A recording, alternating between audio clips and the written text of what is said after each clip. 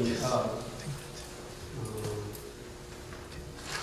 이시주에 화이어가 상품이 많이 났는데 자연적으로 난 것도 있지만 사람들의 실수로 의해서 아니면서 불이 나서요. 얼마 전에 요 가까운 미션 아가씨 지역이죠. 거기도 불이 나서 헬기가 2주 동안, 3주 동안 한 뭐 세대가 그냥 계속 회전강의 물을 퍼서 산에다가 뿌리는데 불은 점점 더 크게 번져가는 거예요. 그런데 얼마 전에 비 왔을 때 비가 한번 오고 나니까 싹 죽었네요. 그래도 아직까지 불씨가 남아있다고 그래요, 기상청에서. 그런데 이번에 비가 와서 완전히 불들이 다 꺼지고 이제 가을에 옷을 입는 그런 단풍이 들기 시작하는 계절로 접어드는 것 같습니다. 오늘도 이 말씀을 통해서 저와 여러분이 생명의 역사 진리를 깨닫기를 소원합니다. 우리 한번 따라하겠습니다. 의인은 없나니 하나도 없다. 바울이 이 말씀을 선포하는 것은 이미 구약의 시편에 있는 말씀이었어요.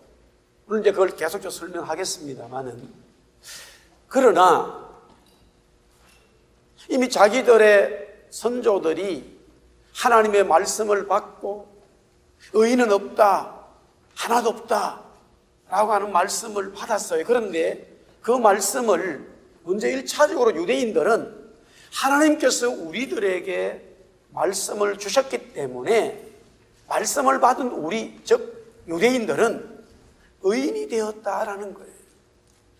그래서 이 말씀이 우리에게는 해당이 되지 않는다라는 거예요. 이것은 말씀을 받지 못하는, 알지 못하는 모든 이방인들에게 해당되는 말씀이었고, 우리 유대인들은 하나님으로부터 말씀을 받았고 하나님으로부터 선택을 받아서 하나님의 백성이 되었기 때문에 우리는 의인이다라는 거예요.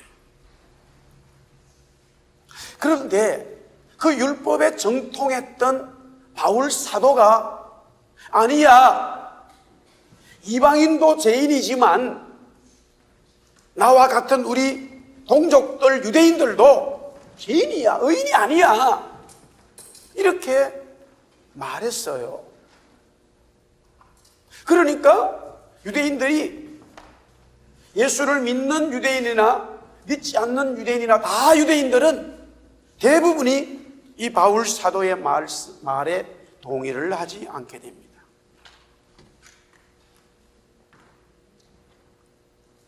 바울이 말합니다. 그러면 유대인의 나음이 뭐냐? 하나님의 말씀을 받아서 그것이 이방인들보다 먼저 받아 맡겨졌다. 이방인들보다 먼저 하나님의 말씀을 받게 되었다. 그렇게 설명을 하는데, 여기서 하나님의 말씀을 먼저 받았다는 것은 단순히 하나님의 말씀을 알았다는 것이 아니라 거기에 머무르면 안 되고 그 말씀을 하나님이 원하시는 대로 살아야 된다는 거예요.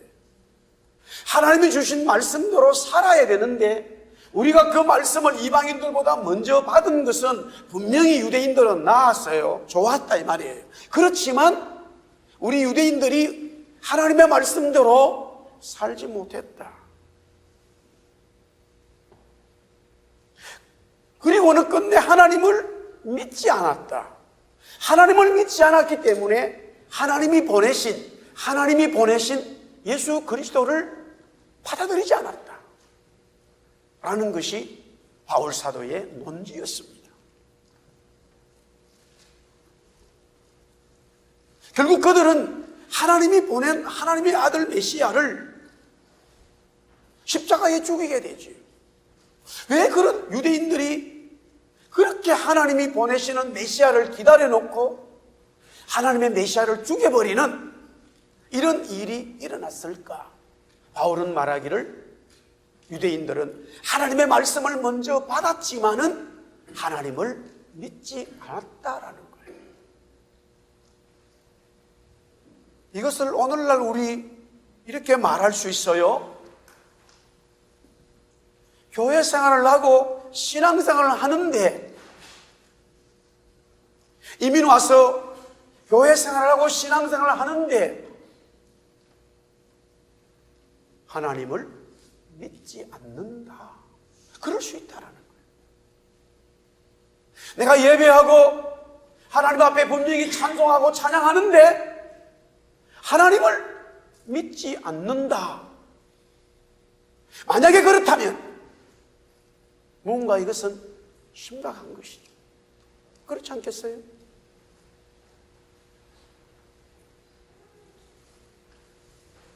그런즉 유대인의 나음이 무엇이며 할례의 유익이 무엇이냐? 범사에 많으나 우선은 그들이 하나님의 말씀을 맡았다. 하나님의 말씀을 맡았다면은 하나님의 말씀대로 살아야 되는데 하나님 말씀대로 살지 않으니까 하나님을 믿지 않게 되었다라는 것이죠. 우리 4절 말씀 같이 한번 보겠습니다. 4절 다 같이 시작. 그럴 수 없느니라. 사람은 다 거짓되되 오직 하나님은 참되시다 할지어다. 기록된 바 주께서 주의 말씀에 어렵담을 얻으시고 판단받으실 때에 이기려 하심이라 함과 같으니라.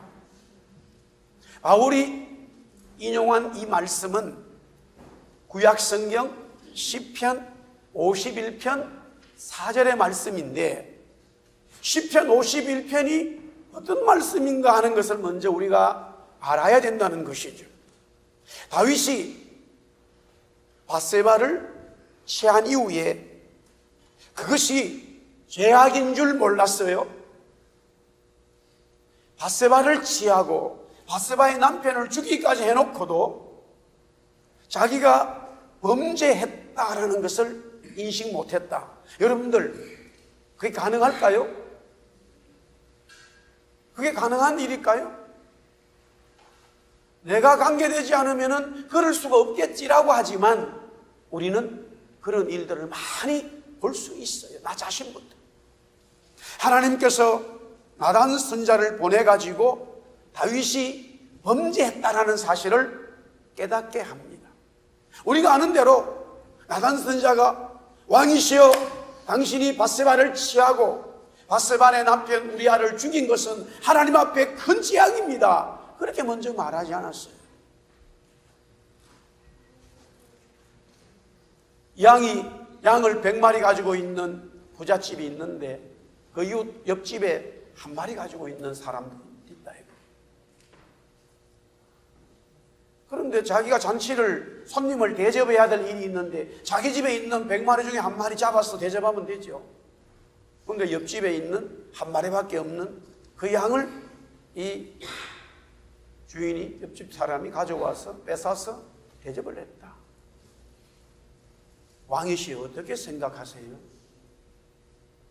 그래 물으니까 선지자에게 왕이 다윗이 아니 우리 이스라엘에 그런 아주 나쁜 놈이 있냐? 그런 악독한 놈이 있냐?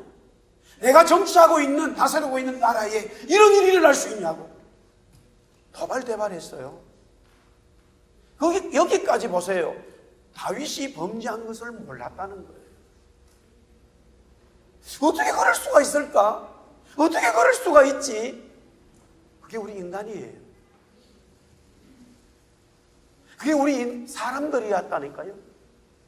그렇게 은혜 있고 하나님의 은혜를 받아서 왕이 된 다윗에게도 이런 일이 벌어져 버린 거예요. 날마다 범죄하기를 죄를 범하듯이 밥 먹듯이 하는 다윗이었다면 이해할 수 있겠죠. 그러나 다윗은 그런 왕이 아니었어요.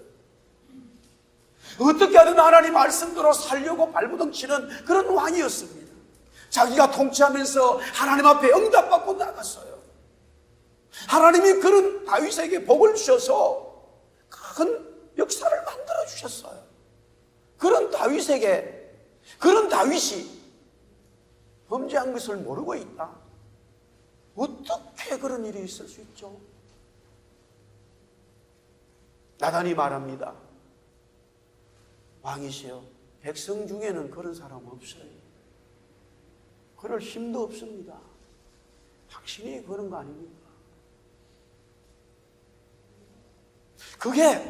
그 지적을 받은 이후에 다윗이 하나님 앞에 엎드려서 심장이 썩을 갈 정도로 기도하고 눈물을 흘렸던 그 모습의 노래가 시편 51편이에요. 하나님의 구원을 경험하고 하나님의 은총을 받은 자들도 범죄할 수 있지만, 그렇다고 그 죄악이 사라지는 것은 아니라는 거예요. 그러면 어떻게 해야 되느냐? 다윗이 하나님 앞에 회개했던 것처럼 회개해야 된다는 거예요. 하나님 앞에 엎드려 눈물로 회개하고 돌아서야 된다는 거예요. 사함을 하나님으로부터 받아야 된다는 거예요. 할렐루야. 다윗은 전적으로 하나님의 은혜 때문에 이스라엘의 왕이 되었습니다. 하나님이 다윗을 왕으로 삼아 주었어요. 본인이 원한 일이 아니었습니다. 그러하기에 하나님이 나를 왕으로 삼아 주었기 때문에, 하나님이 나를 선택했기 때문에, 하나님이 이렇게 하셨기 때문에 내가 범죄해도 무방하다라고 합리화를 가지는 것은 하나님 앞에 있을 수 없는 다윗이에요.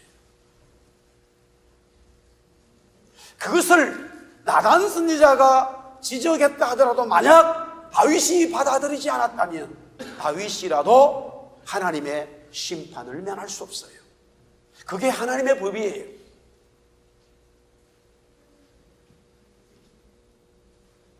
다윗이 다윗으로 하여금 더 위대하게 되고 하나님 마음에 합한 자가 된 것은 자신의 죄악을 철저히 회개하고 하나님이 자신의 왕이라고 하는 사실을 고백했기 때문이에요. 자신이 왕이 아니라 하나님이 나의 삶의 왕이다. 하나님이 나의 주인이다. 내가 하나님의 말씀으로 살아야 된다. 내 죄악을 하나님 앞에 도려내야 된다. 그게 다윗의 고백이었습니다. 하나님이여, 주의 인자를 따라 내게 은혜를 베푸시며 주의 많은 긍휼을 따라 내 죄악을 지워주소서. 나의 죄악을 맑게 씻으시며 나의 죄를 깨끗이 제하소서. 물론 나는 내 죄가를 아오니 내 죄가 항상 내 앞에 있나이다. 내가 주께만 범죄하여 주의 목전에 악을 행하여 싸우니 주께서 말씀하실 때에 의로우시다 하고 주께서 심판하실 때에 순전하시다 하리이다.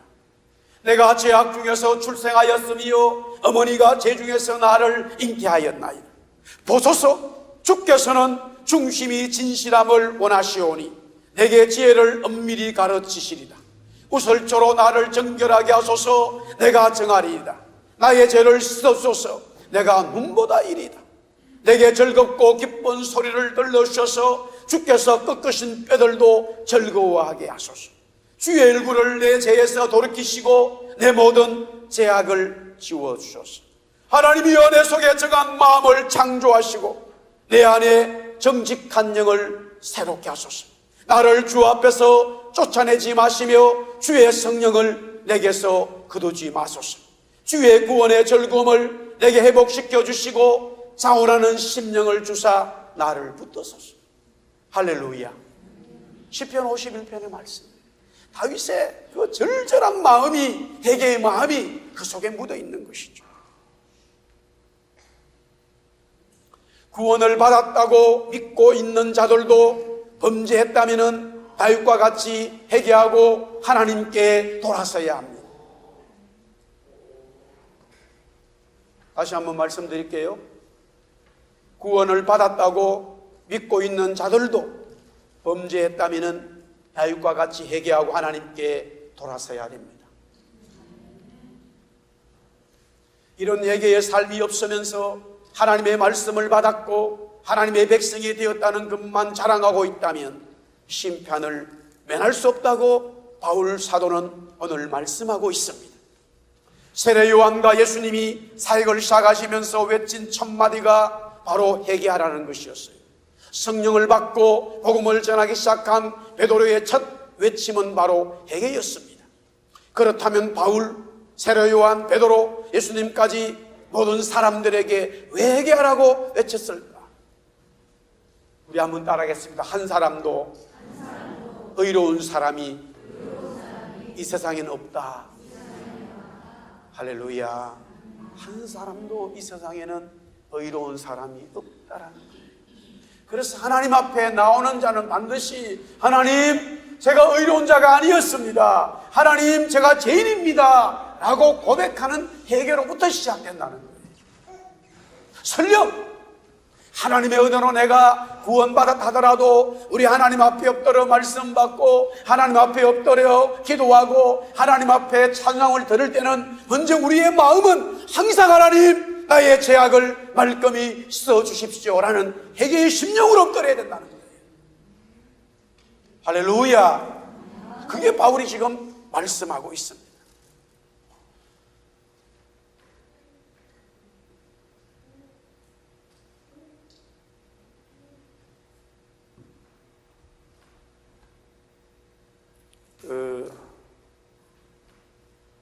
주님을 찬양하라고 우리 한 번 더 찬양합시다. 한 번 더 찬양하고, 온 세상이여라는 말을 갖다가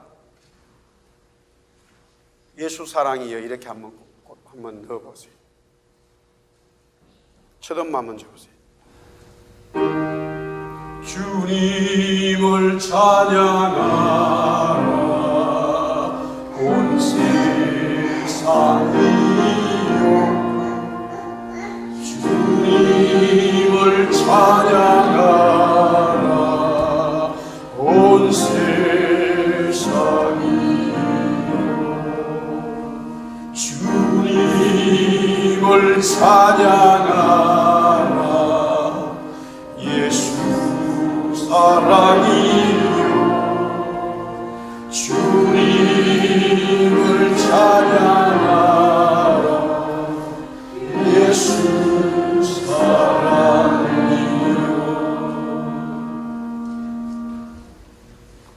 제가 요새 전에도 좀 많이 이런 이 떼제 노래를 불렀습니다만은 요새 조금 더 또 많은 관심을 가지고 부르고 있는데, 제가 보면 볼수록 뭐 이렇게 조금 음악을 좀 공부하는 한 사람으로서 너무너무 단순한 멜로디예요. 가사가 아주 단순해요. 그런데 이 노래를 부를 때 수만 명의 젊은이와 사람들이 모여요. 온 세상의 사람들이 모여요. 이 단순한 노래를 부르는데 하나님의 은혜가 임하는 거예요. 그러면 많은 사람들이 왜 떼제 공동체에서 그런 은혜가 임할까?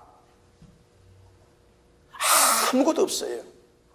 우리가 어떤 대형 교회에 가면은 막 엄청난 찬양팀과 악기들과 막 이 조명 관계 아무것도 없어요. 처음에는 이것도 그냥 반주 없이 했어요. 반주 없이 그냥 무반주로 그냥 주님을 찬양하라 온 세상이요, 주님을 찬양하라 온 세상이요. 그냥 아무 악기 없이 노래 불렀어요. 요 사이는 그냥 키보드 하나 해가지고 그냥 아주 간단하게 반주하고 있어요.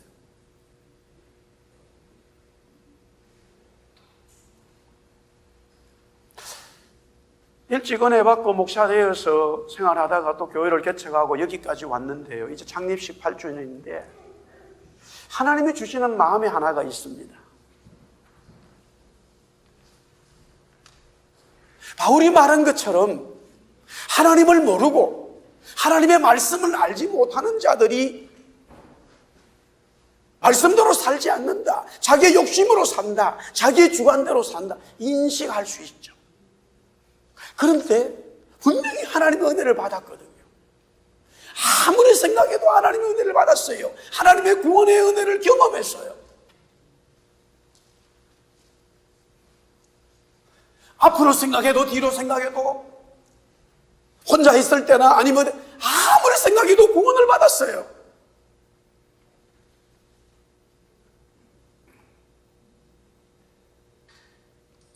그런데 어떤 삶에 진행되어지면서 일이 발생되어지면 여전히 하나님의 말씀대로 반응되기가 쉽지 않아요. 저만 그런가요? 사랑하는 성도 여러분, 어떻습니까?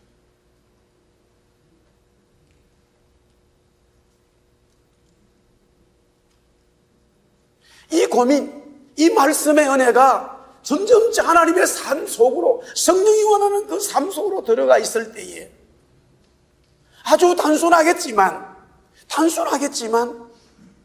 많은 사람들에게 은혜를 주는 거죠.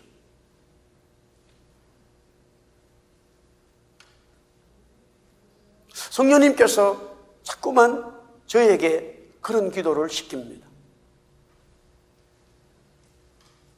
정말로 하나님이 우리에게 맡겨진 이 삶을 살아가면서 우리로 하여금 깨닫게 하는 것은 너는 철저히 죄인이야. 이 부분에 대해서는 인정이 되는데, 그렇지만 하나님이 우리에게 은혜 주시기 때문에 하나님 말씀대로 살아갈 수 있다라고 하는 하나님의 은혜가 우리를 사로잡아서 하나님의 말씀대로 살아갈 수 있다라고 하는 성경의 말씀이 분명히 있어요. 죽어서 저 천국에서 있을 일이 아니에요. 이 땅에 우리가 죄악 속에 있지만은 저와 여러분들이 그와 같은 승리의 삶을, 그리스도의 삶을 살 수 있다라고 성경은 말합니다. 할렐루야. 그러나 현실은 어떻습니까?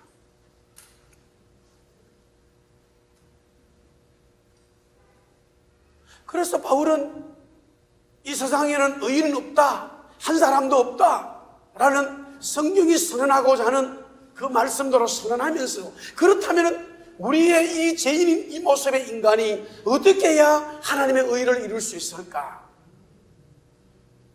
오늘 첫 번째 주제는 바로 우리 한번 따라하겠습니다. 하나님을 알자. 할렐루야. 하나님을 알아야 돼. 그 다음에 두 번째는 사람이 어떤 사람인지를 알아야 돼. 두 번째 다음 주에 말씀을 드리겠습니다. 우리 3장 3절 말씀 우리 한번 보겠습니다. 3장 3절 다 같이 시작. 어떤 자들이 믿지 아니하였으면 어찌하리요? 그 믿지 아니함이 하나님의 미쁘심을 해야겠니? 여기에 어떤 자들이라고 하는 것은 유대인들 중에 하나님의 말씀을 받았는데도 다는 아니지만, 여기 어떤 자들이라는 표현은요, 그냥 소수라는 게 아니라 대다수라고 하는 의미예요. 대부분의 대다수의 유대인들이 하나님의 말씀을 받았는데 하나님을 믿지 않는다는 거예요. 그러면 하나님께서 보세요. 하나님께서 유대인들을 선택하고, 아니 하나님께서 저를 선택해 놓고 제가 생활한 어느 순간에 만약에 하나님을 믿지 않는다고 가정해 봐요. 그러면 하나님의 선택하심, 하나님의 신실함, 여기서 믿부심이라고 그랬는데요, faithful이에요. God is faithful이라는 말이에요. 신실이에요. 하나님의 신실하심이 뭐가 잘못된 거 아니냐, 이렇게 반문할 수 있는데, 바울은 말하기를 하나님의 믿부심, 하나님의 신실함은 변함이 없는데 인간인 장현철이가, 아니 유대인이 변질되었다는 거예요. 하나님이 변질된 분이 아니고 하나님은 신실하신, God is faithful all the time, 똑같아요. 그러나 그 은혜를 받은 유대인이, 아니 은혜를 받은 어떤 사람이 변질되었다면 하나님의 선택하심과 하나님의 믿부심, 신실하심이 뭔가 문제 있는 거 아니냐. 종종 보세요. 대통령이 아니면은 제가 어떤 사람을 선택했다 해봅시다. 어떤 사람에게 일을 맡겼다고 해봅시다. 근데 그 사람이 일하다가 많은 문제를 발생했어요. 그러면 선택한 나에게 죄를 묻잖아요. 세상은 마찬가지 논리로 하나님이 저를 선택하시고 하나님이 유대인을 선택했는데 변질됐단 말이에요. 잘못됐단 말이에요. 그러면 하나님의 선택하심과 하나님의 이 페이스업을 것이 잘못됐느냐? 바울은 아니라는 거예요. 그 인간이 잘못됐다는 거예요. 말라기 3장 6절에 이렇게 되어 있습니다. 우리 한번 따라해 볼까요? 나 여호와는 나 여호와는 변하지 아니하나니 하나님은 변하지 않는다는 거예요. 그러면 우리가 하나님의 의로운 말씀대로 살아가야 되는데 진짜 하나님이 변하지 않는 God is faithful, 하나님은 신실하다는 것을 진짜 붙들고 나가야 되는 거예요. 그러면 우리 삶 속에서 하나님은 신실하다는 것을 우리가 붙들지 않았기 때문에 내가 어느 순간에 변하는 거예요. 바울은 지금 이렇게 설명을 하고 있습니다. 자, 로마서 3장 4절에 두 번째 하나님은 바울은 어떻게 설명하는가? 우리 한번 따라하겠습니다. 오직 하나님은 참되시다. 사람은 다 거짓되지만은 하나님은 참되다. 사람들은 거짓말을 할 수 있지만은 하나님은 진실하시다라는 거예요. 그런데 보세요. 같은 맥락에서 7절에서 8절에 보니까 그러나 나의 거짓말로 하나님의 참되심이 더 풍성하여 그의 영광이 되었다면 어찌 내가 죄인처럼 심판을 받으리요? 또는 그러면 선을 이루기 위하여 악을 행하지 않겠느냐? 어떤 이들이 이렇게 비방하여 우리가 이런 말을 한다고 하니 그들의 정죄받는 것이 마땅하니라. 자, 설명드리겠습니다. 사람들의 거짓으로 인해서요. 자, 예를 들어 제가 거짓말을 했다고 해요. 가정합시다. 그런데 그것이 시간이 지나면서 하나님 앞에 영광이 되어버렸어요.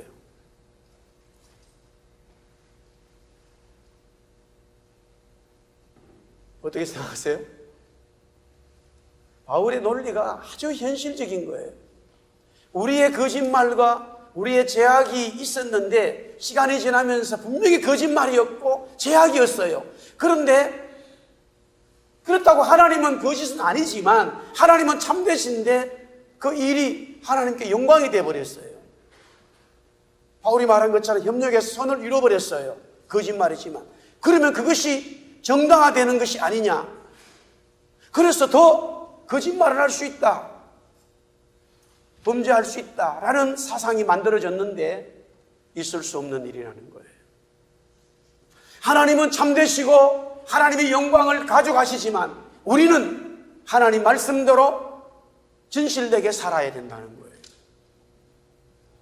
혹시 우리의 실수로 인해서, 우리의 거짓으로 인해서, 우리의 죄악으로 인해서 그것이 시간이 지나면서 잘못되지는 않고 오히려 하나님 앞에 영광이 되었다 하더라도 우리의 죄악은 반드시 하나님 앞에 고백해야 된다는 거예요. 아멘? 그게 바울의 논지입니다. 우리가 이 말씀을 다시 한번 적용한다 보면은 우리 스스로도 여러분의 가정과 기업과 직장에, 여러분의 자녀들에게 정말로 이 말씀이 적용돼야 돼요. 우리 조국과 우리 이민 사회에서 많은 문제들이 일어나는 거 보면 이런 진행되고 동기와 진행되는 것이 별로 좋지 않아요. 그런데 지나다 보니까 뭐가 잘 돼버렸어요. 잘 되니까 동기와 진행된 모든 것들이 다 묻어져 버려요.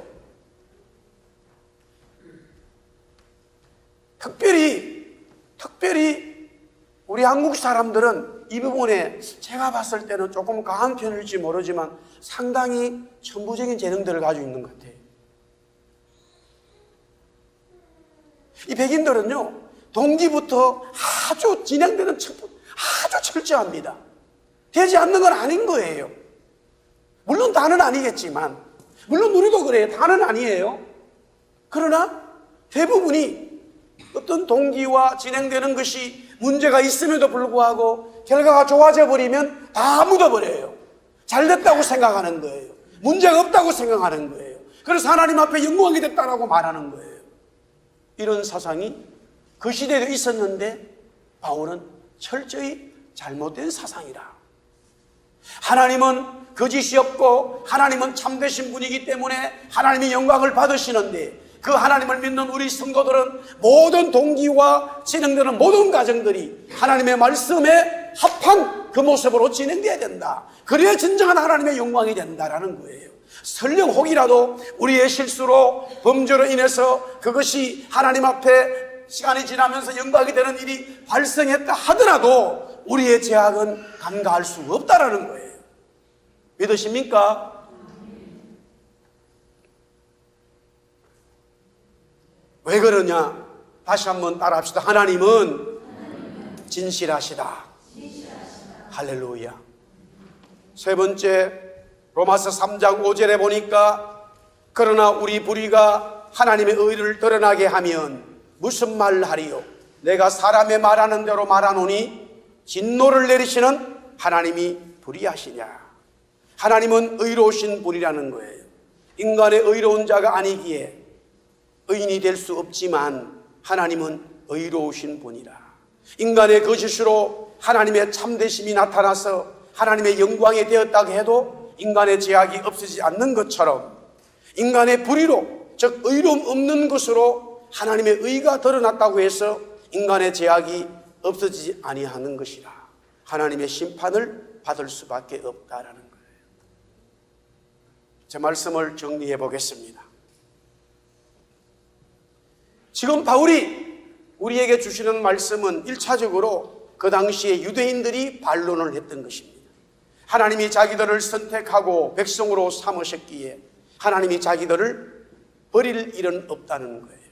바벨론 70년 동안 버림받은 것처럼 살았지만 하나님은 자기들을 살리시고 구원시켜 주셨다는 거예요. 2차적으로는 오늘날 하나님을 믿는다고 하는 모든 성도들에게도 유대인과 같은 잘못된 사상을 가질 수 있죠.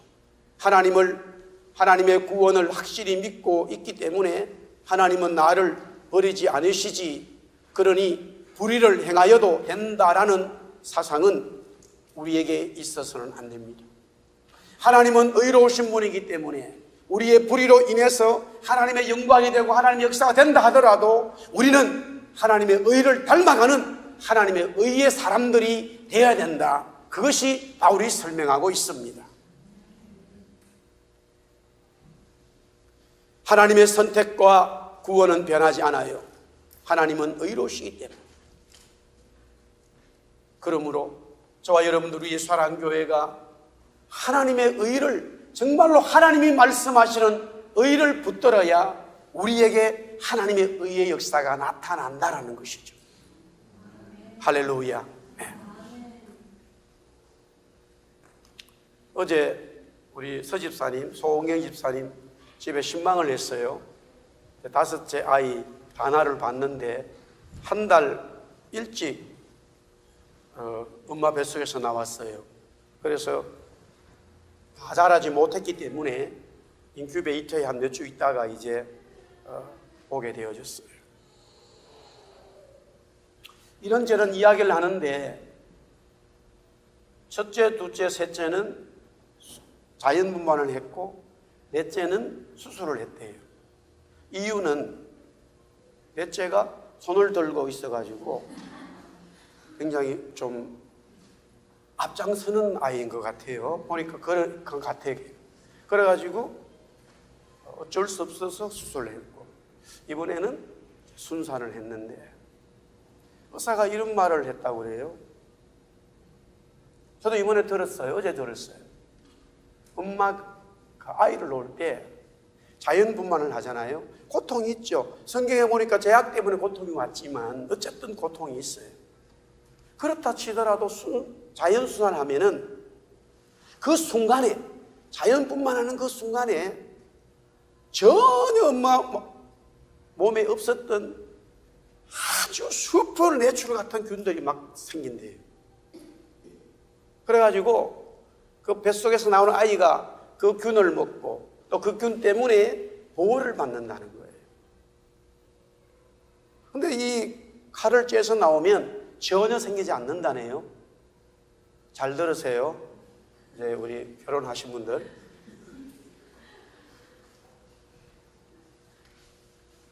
근데 아이가 뱃속에서 나올 때 어떤 이상이 생기거나 혹시 엄마가 좀 뭐 위험하거나 아이가 위험하면 어쩔 수 없이 수술을 해야 되겠죠. 그렇지 않은데도 여기는 잘 아니지만 한국에는 수술을 많이 한대요. 왜 그럴까요? 의사들은 의사들대로 돈을 버니까 엄마는 엄마대로 고통이 없으니까.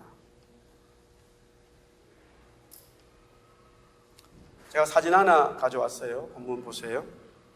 1966년 자축의 사진이고 2017년 사진이에요. 충청도 어느 보건에 있는 한 시골 학교예요. 제가 이 사진을 보면서 우리 고향도 똑같더라고요. 지금 대한민국은 인구 절벽을 지금 맞고 있어요. 작년에 출산율이 1.09명이었는데 이번에 2주 전에 신문에 발표하기를 1명 아래로 떨어져 버렸어요. 이유가 있겠죠.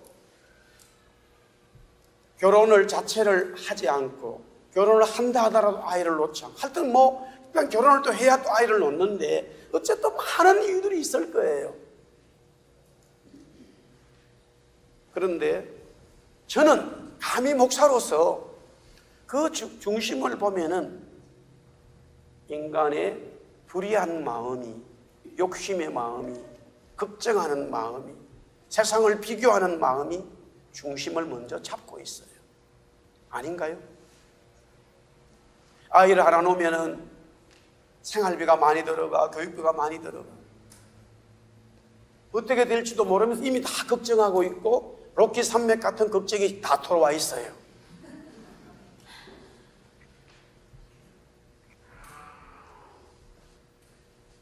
여기서만 끝난 게 아니죠. 성경이 말하는 인간의 가장 불의한 마음, 창조의 근본적인 것을 흔들어 버렸어요. 모든 세상의 사회가.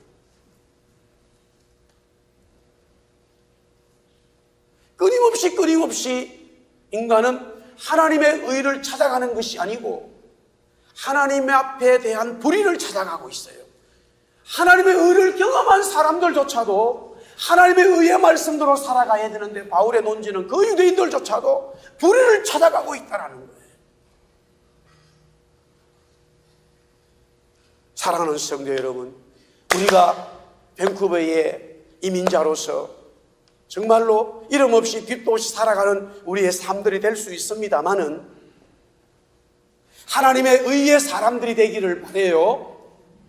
하나님의 의로운 삶을 추구하고 따라가는 그와 같은 교회 성도들이 되기를 예수님의 이름으로 축복합니다.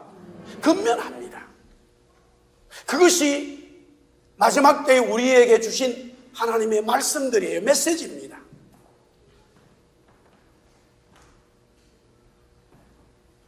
혹이라도 하나님이 이 땅에 와서 물질로 자녀로 아니면 여러 방법으로 은혜를 주셨다면 그 은혜를 오용하지 말고 그 은혜를 은혜로 받아들여서 하나님의 말씀으로 더 살아가는 하나님의 성도들, 교회 되어야 된다. 그것이 오늘 바울 사도가 저와 여러분들에게 주시는 하나님의 진리의 말씀입니다. 할렐루야.